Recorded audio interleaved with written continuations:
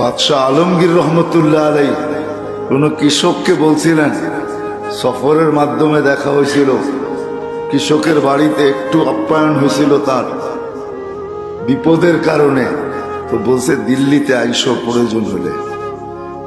তো আইসা দেখে জিজ্ঞাসা করছে বাদশাহ আলমগীর কোথায়? কয় জামে মসজিদের ভিতরে। তো যায় দেখে সেজদায় পড়ে আল্লাহর কাছে কাঁদতেছে আর চাইতেছে।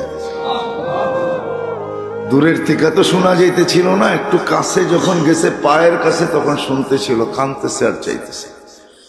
একটা মানুষ আসছে আবার চলে যায়, বাদশাহ সেজদের থেকে উঠে ডাকছে, আয় কেন আসছিলে? কয় সমস্যার সমাধান হয়ে গেছে। কয় শুনলামই তো না, সমাধান হইল কোত্থেকা? কয় যখন দেখলাম আপনার মতো বাদশাহী আরেকজনের কাছে চোখের পানি জড়ায়া চাইতেছেন, তো আপনার মতো ভিক্ষুকের কাছে কি চাবো? আমিও তো ওনার কাছে চাবো, আমি ডাইরেক্ট ওনার কাছে চাবো।